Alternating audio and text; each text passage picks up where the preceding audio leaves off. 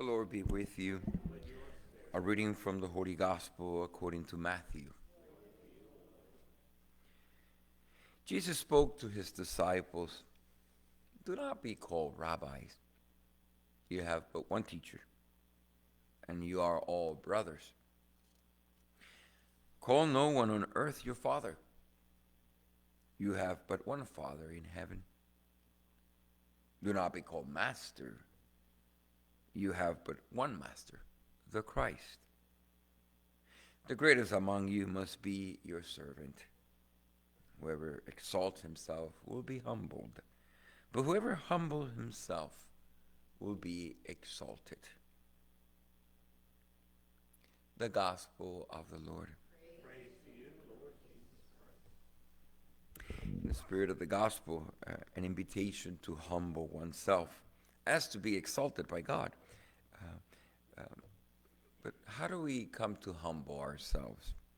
And I'm going to combine it with the first reading from the letter of St. John, love, remain in my love.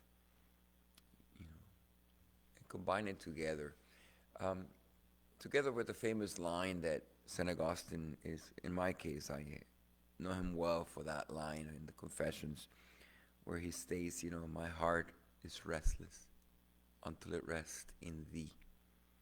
He sees himself as a restless spirit that wanders around the world seeking, longing to find rest.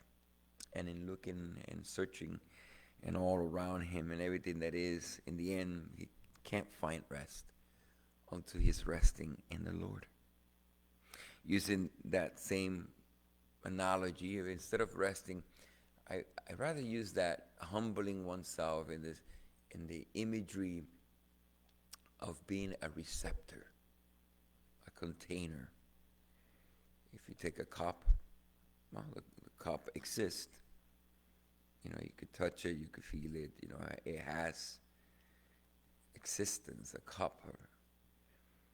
But when you look inside, it's a receptor, but it has nothing. It's empty. And I like to use that analogy for my own self. I am a cup. I am a receptor, but it's empty. It's empty. I exist. I am. And I have a great capacity to receive, to contain. And often we try to fill it with so many things of the world. But in the end, it just goes away. That emptiness is an eternal emptiness planted in our hearts.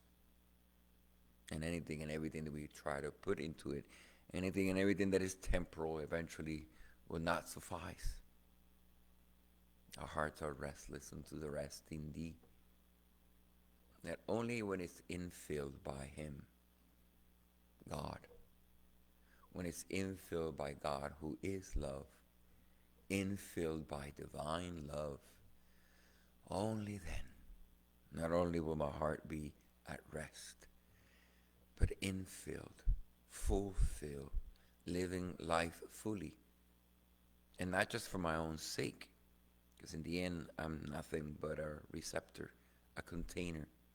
But if I open myself to be infilled by God, and God is love, to be infilled by his love, and love divine, that love, it's more than any temporal thing.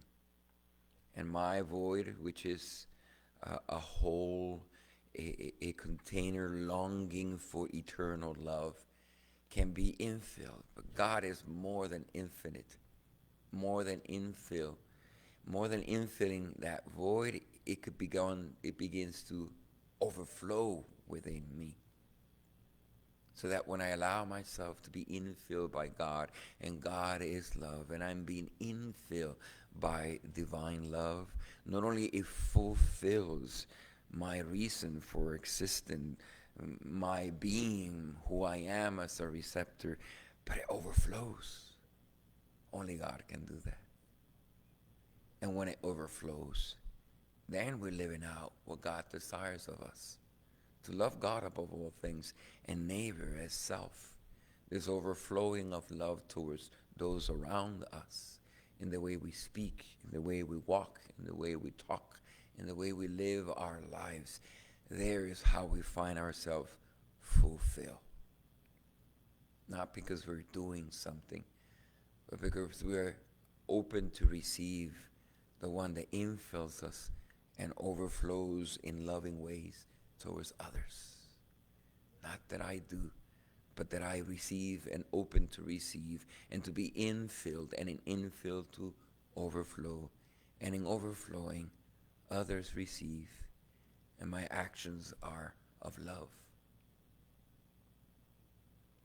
So we must humble ourselves, empty ourselves of whatever we try to fill it up with, which in the end can't fill it. To humble oneself so as to be exalted. Lord, I am nothing without you. Lord, I got nothing. I am made for you. My heart will indeed be restless until it rests in thee. I will continue to be void, empty, nothing, until you fill me with your love. So here I am, Lord, as a nothing that longs for everything and everything of your love.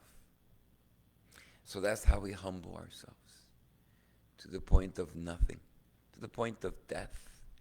And in there, with the open capacity that we're created to receive the infinite God and his infinite love to fill us, then our humbling is exalted by the one who loves us, and exalts us even to overflowing, that others can see his love in us, and his love overflowing in our relationship with one another. Beloved, let us love one another, because love is of God. Everyone who loves is begotten by God and knows God. Whoever is without love does not know God, for God is love.